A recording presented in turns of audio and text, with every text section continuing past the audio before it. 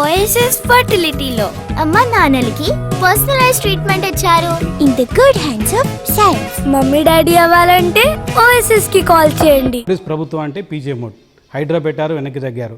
మూసి పునర్జీవం అన్నారు, వెనక్కి తగ్గారు. లగచెర్ల ఫార్మాసిటీ అన్నారు, వెనక్కి తగ్గారు. దిల్వార్పూర్ ఇథనాల్ ఫ్యాక్టరీ అని వెనక్కి తగ్గారు. 10th గ్రేడ్ మార్పు అన్నారు, వెనక్కి తగ్గారు. అసలు కాంగ్రెస్ ప్రభుత్వంలో మీరు తీసుకొచ్చిన విధానపరమైన నిర్ణయాలన్నీ కూడా వెనక్కి వెళ్ళడం తప్ప ముందుకు పోవడం లేదు. ఎందుకు అంటే ప్రభుత్వం సరైన రీతిలో వెళ్ళలేకపోతుందా, లేకపోతే ఆ ప్రభుత్వాన్ని నడిపించడం చేతకావడం లేదనుకోవచ్చా? సో మీరు చెప్పిన 4-5 అంశాల గురించి ఒక్క సెకండ్లో చెప్పేస్తా.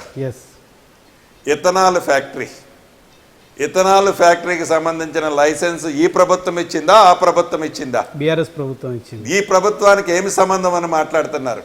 మరి గొడవ ఇంగిత జ్ఞానం ఉండాలి. పర్మిషన్ ఇచ్చింది నువ్వు ఎట్లా అంటావు? ఈ ప్రభుత్వం ఇచ్చిందని ఆ నింద ఈ ప్రభుత్వం మీద ఎలా వేస్తావు?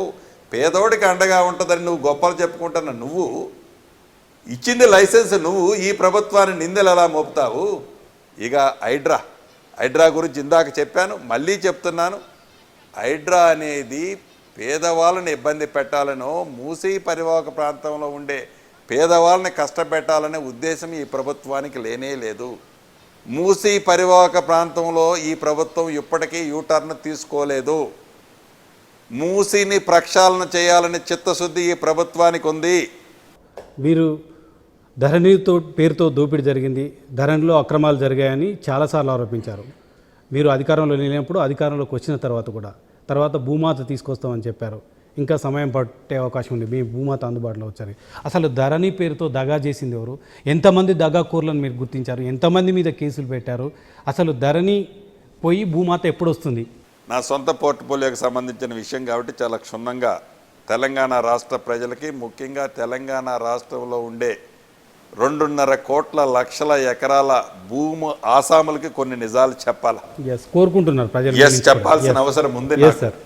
ధరణికి ఒక కమిటీని వేసి, ధరణితో పాటు 2026 చట్టం ఎవరు స్వార్థం కోసం అయితే ఆ చట్ట సవరణ చేశారో దానిలో లొసుకులన్నీ బయటికి తీసి దేశవ్యాప్తంగా 18 రాష్ట్రాల్లో అనేక 6 చట్టాలని క్షుణ్ణంగా ఈ నిపుణులు పరిశీలించి దాంట్లో మంచిగా ఉన్నదాన్ని అంతటినీ సేకరించి ఒక డ్రాఫ్ట్ 6 చట్టాన్ని తయారు చేసి వారిలాగా 4 గదుల మధ్య 4 గోడల మధ్య చట్టాన్ని తయారు చేయకుండా ఓపెన్గా అసెంబ్లీ సాక్షిగా అసెంబ్లీలో డొమైన్ పెట్టి డిస్కషన్ అయిన తర్వాత పబ్లిక్ డొమైన్లో 45 రోజుల నుంచి ప్రజల అభిప్రాయం అంతా, మేధావుల అభిప్రాయం తీసుకొని చివరికి 2026 చట్టాన్ని చేసిన ఆనాటి పార్టీ అభిప్రాయాలు కూడా మాకు వచ్చాయి.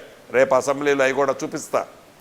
వాటిని కూడా ప్రజలకి మంచివైతే క్రోడీకరించి 2024 చట్టాన్ని తయారు చేసి రేపు 9వ తారీఖు నాడు అసెంబ్లీ పెట్టాం. ఈ అసెంబ్లీలో ఈ చట్టాన్ని ప్రవేశపెట్టి అప్రూవల్ చేసుకోవడం జరుగుతుంది.